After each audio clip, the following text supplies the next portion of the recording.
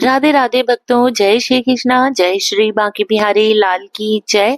भक्तों, आपका मेरे YouTube चैनल कृष्ण भक्त की दुनिया में बहुत बहुत स्वागत है। भक्तों, आज के वीडियो में हम श्रवण करेंगे श्रावण मास महात्म का 21वां अध्याय, श्रावण पूर्णिमा को होने वाले कार्यों की विधि।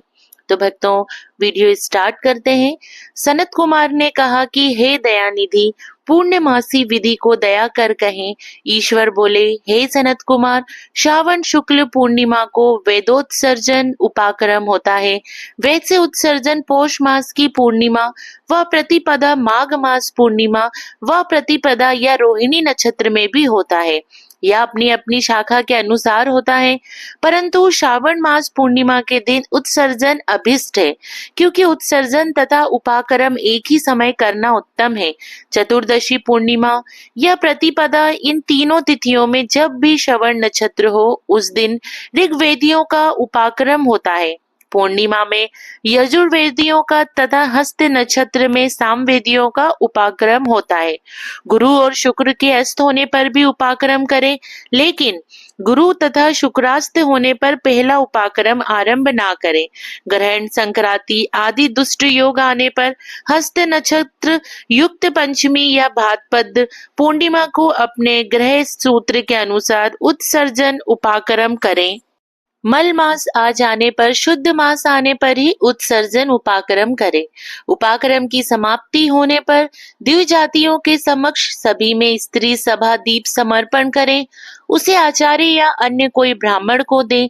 पहले सोने चांदी या तांबे के पात्र में एक सेर गोधूम रखें, फिर उसके ऊपर गेहूं के आटे का 3 बत्ती का दीपक बनाकर उसे घी या तेल से परिपूर्ण कर जला दें।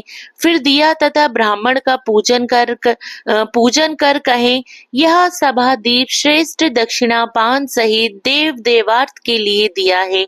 इससे मेरे सब मनोरथ परिपूर्ण हो तथा पुत्र पौत्र आदि सब कुल की यश वृद्धि हो। इस तरह सभा दीप करने से वह स्त्री जन्मांतर में देवांगनाओं के समान रूप प्राप्त कर पति प्रिय होती है। इस प्रकार 5 साल तक कर उद्यापन करें। हे विप्र, मैंने आपसे यह सभा दीप महात्म्य कहा है, उसी रात को श्रवण क्रम कहा है और उसी के समीप सर्प बलि को कहा गया है। दोनों कार्य अपने ग्रह सूत्र देखकर करें।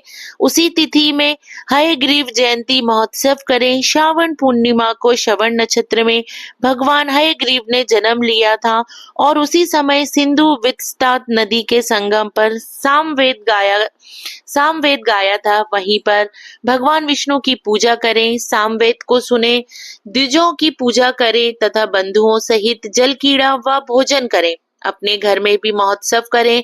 हयग्रीव का पूजन कर मंत्र जपे। मंत्र में पहले प्रणव लगा, फिर भगवते व धर्माय कहे, चतुर्थंत आत्म विशोधन की योजना करें और अंत में नमः शब्द लगाएं। इस प्रकार यह 18 अक्षर का मंत्र सब सिद्धि का देने वाला है। इसका पुरस्चरण अक्षर संख्या अनुसार 18 लाख या 18,000 है, लेकिन कलयुग में चौगुना करें।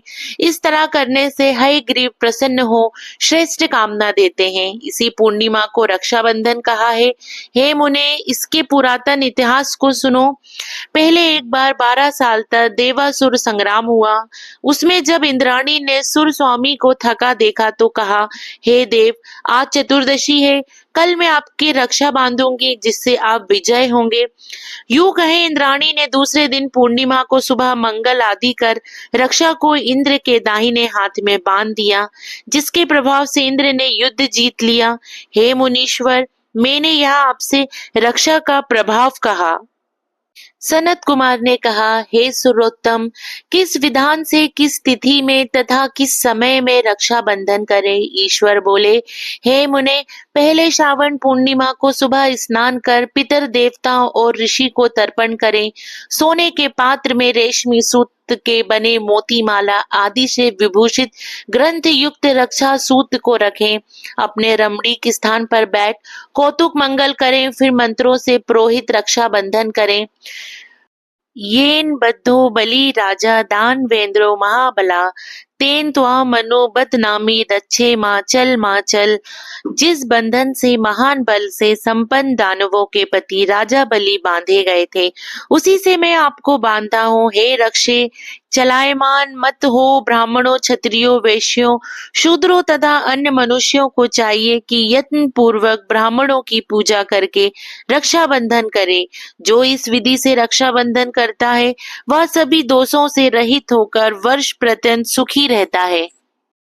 विधान को जानने वाला मनुष्य शुद्ध श्रावण मास में इस रक्षाबंधन अनुष्ठान को करता है। वह पुत्रों, पौत्रों तथा सुहज्जनों के सहित एक वर्ष भर अत्यंत सुख से रहता है। उत्तम व्रत करने वालों को चाहिए कि भद्रा में रक्षाबंधन ना करें, क्योंकि भद्रा में बांधी गई रक्षा विपरीत फल देने वाली होती है। भक्तों, इस प्रकार श्री स्कंद पुराण के अंतर्गत ईश्वर सनत कुमार संवाद में श्रावण मास महात्म में उपाकर्मोत्सर्जन, श्रवणाक्रम, सर्प बलि, सभा दीप, हयग्रीव जयंती, रक्षाबंधन विधि कथन नामक 21वां अध्याय पूर्ण हुआ। भक्तों, मुझे उम्मीद है कि श्रावण मास में आप इन महात्मों को जरूर श्रवण कर रहे होंगे। भक्तों, श्रावण मास में महात्मों को श्रवण करने से भगवान शिव जी की विशेष कृपा प्राप्त होती है, व माता पार्वती जी का आशीर्वाद प्राप्त होता है। तो भक्तों, आप श्रावण मास में इन महात्मों को जरूर श्रवण कीजिएगा। तो भक्तों, आप सभी को प्रेम पूर्वक राधे राधे।